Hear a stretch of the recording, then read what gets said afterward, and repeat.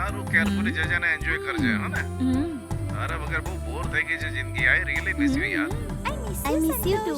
By. Bye dear. પત્યું તારું? હવે સુવાનું શું લઈશ તું? કાન પાકી ગયા તારી લવ સ્ટોરી સાંભળીને. આટલી રાતે કોણ દરવાજો ખખડાવે છે? ઓફો. શાંતિથી સુવા પણ નહીં દે. બોલ રામુ. મેડમ હા? તમે જે કીધું હું લઈને આવ્યો છું. ઠીક છે, ફ્રીજમાં મૂકી દે, અમે પછી લઈ લઈશું. ઓકે મેડમ, હમ, ફ્રીજમાં મૂકો. ઠીક છે, થેન્ક યુ. મેડમ નાનો ભાઈ આવવાનો છે, હું હમ. એની જોડે ઘરે જતો રહીશ. ઠીક છે, તમે કેરફુલ રહેજો મેડમ. હું ઓકે. બહારથી એ ઘર બધું લોક અમે કરીને જોઈ જઈશ. લઈશું. ગુડ તું જા. Night. Good night madam. Good હા હા, night. Good night Ramu. Okay સારું રામુ. મેડમ.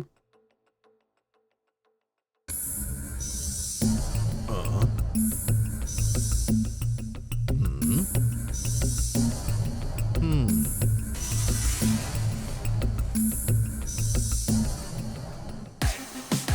Cheers!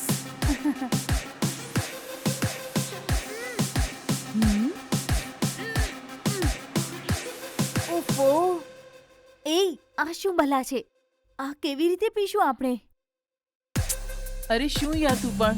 એ ફોલ્સ ગયા હતા નાહવા માટે તો પણ ના આવી. હવે પીવા માટે બેઠા છે તો પણ ના કહે છે. શું નોટંકી છે યાર. એ આવી જ છે, એ વેસ્ટ છે, તું ગટક ને. હમ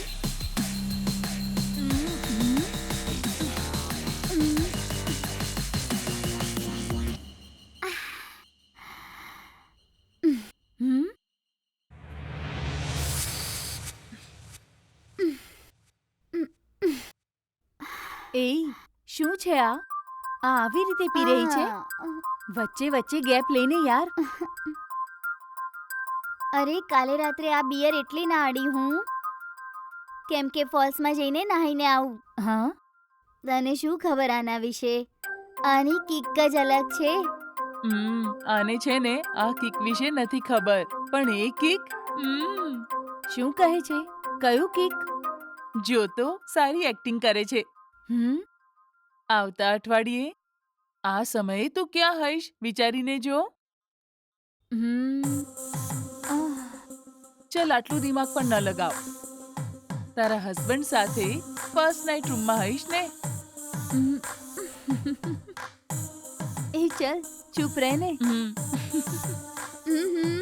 શું થયું? શરમાઈ ગઈ? આ નશાથી વધારે એ નશો છે ને. ઓફો.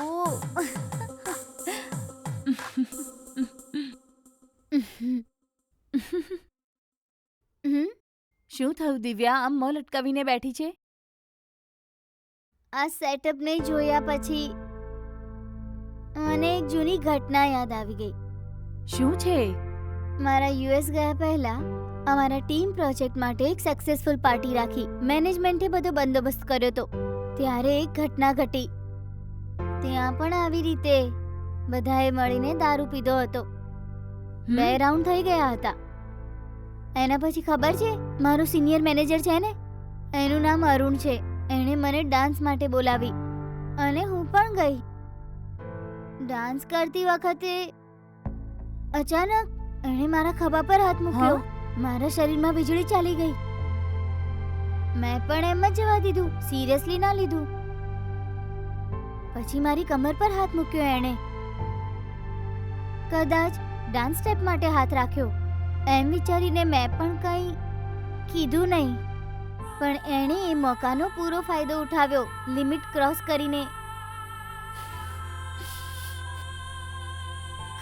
મારા ગુપ્તાંગો પર એણે હાથ ફેરવ્યો. ગુસ્સાથી જ્વાળામુખી બની ગઈ હું અને પછી એને એક તમાચો બાંધીને ત્યાંથી ચાલી ગઈ હું. એ પછી ત્યાંથી રિઝાઇન કરીને બીજી નોકરી શોધી લીધી અને હવે સારી રીતે જીવન ચાલે છે. કમસે કમ આ ઠીક છે દિવ્યા. તું જ્યાં જોબ પર ગઈ હતી એણે ત્યાં તારી સાથે ગેરવર્તન કર્યું. તારી પાસે જોબ તો હતી અને ત્યારે તું સમજદાર પણ હતી. તું જોબથી સારું એવું કમાઈ રહી હતી એટલે તે હિંમતથી ફેસ કરી લીધું. પરંતુ મારી સાથે જે થયું, 11મા ધોરણમાં ભણતી વખતે અમારા ક્લાસ લેવાવાળા ટીચરે મારી સાથે ઓ નો, આ શું કહે છે તું? સ્કૂલમાં ભણતી વખતે? હા યાર, એ સમયે હું એનો સામનો પણ ન કરી શકી અને મમ્મી પપ્પાને કહી પણ ન શકી. ઘરે કહીશ તો સ્કૂલે જવાનું બંધ કરાવી દેશે એ ડરથી મેં એમને કંઈ ન કહ્યું. આખરે એણે તારી સાથે એવું શું કર્યું? તે આ બધું કેવી રીતે સહન કર્યું? તમને બંનેને ખબર છે ને, હું કોન્વેન્ટમાં ભણતી હતી. ત્યાં સ્કૂલ યુનિફોર્મ કેવો હોય છે તમને ખબર છે ને? Short skirt. ઉપરથી હું ફર્સ્ટ બેન્ચ પર બેસતી હતી. જ્યારે પણ એ ટીચર અમારા ક્લાસમાં આવતો હતો, દર વખતે કંઈ ને કંઈ નીચે પાડીને ઉપાડવા માટે નીચે ઝૂકતો હતો. અને જ્યારે જ્યારે પણ ઝૂકતો, એની નજર હંમેશા અમારી તરફ જ રહેતી. ત્યારે અમને એનો મતલબ નહોતો સમજાયો, પણ પછી ખબર પડી એની નજર કેટલી નીચ હતી. જ્યારે પણ એ ક્લાસ ભણાવતો, દર વખતે મારી પાસે આવી જતો અને કંઈ ને કંઈ પાડી દેતો. મને ઝૂકીને ઉપાડવા કહેતો હતો અને એકવાર આમ જ ઝૂકીને ઉપાડતી વખતે અચાનક મેં જોયું તો એની નજર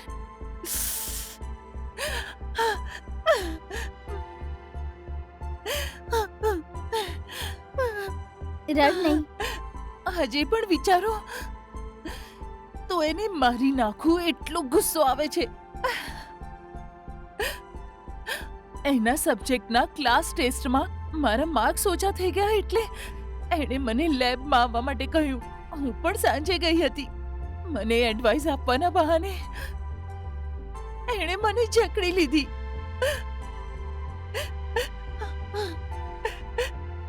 મને એટલું રડવું આવ્યું. રડ નહીં તું. અને ત્યારે જ મારી દાદીના ગુજરી જવાથી મારા પિતા આવ્યા છે એમ સ્કૂલના એનાઉન્સમેન્ટમાં કહ્યું. અને ત્યારે જ હું ત્યાંથી બચીને ભાગી નીકળી. અને એના પછી એક અઠવાડિયામાં એક્ઝામ્સ શરૂ થઈ ગયા. એક્ઝામ્સ પૂરા થતાં જ છુટ્ટી આપી દીધી અને એ વાત ત્યાં જ પૂરી થઈ ગઈ.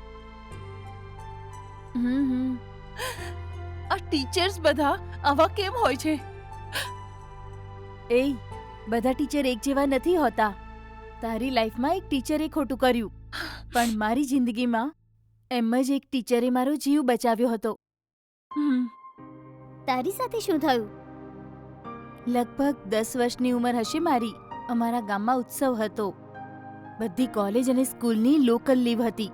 હંમેશાની જેમ મમ્મી પપ્પા કામ ઉપર જતા રહ્યા અને હું ઘરમાં એકલી હતી. અને મારા એક મામા માં જોડે કઈ વાત કરવા માટે અમારા ઘરે આવ્યા હતા. મેં વિચાર્યું કે મમ્મી પપ્પા ઓફિસે છે તો એ ત્યાંથી ચાલ્યા જશે, પણ એ ન ગયા. મમ્મી આવશે એટલે મળીને જ જશે એવું કહીને એ ઘરે જ રહ્યા. આખી રાત કામના લીધે બહુ જ થાકેલા છે બોલીને હોલમાં જે સોફો હતો એના પર જ શર્ટ ઉતારીને સૂઈ ગયા. અને મને પૂછે અત્યારે તું શું કરે છે? તો મેં એમને કહ્યું કે હું પરીક્ષાની તૈયારી કરું છું. તો એમણે કહ્યું કે ઠીક છે, તું પરીક્ષાની તૈયારી કર, હું જાઉં છું. હું બેડરૂમમાં વાંચતી હતી અને મને ખબર જ ના પડી હું ક્યારે સૂઈ ગઈ. અચાનક મને કંઈ થવા લાગ્યું. આંખો ખોલીને જોયું તો એ મારી બાજુમાં સૂતેલા હતા. હા, આ શું બોલે છે તું? હું શોક થઈ ગઈ.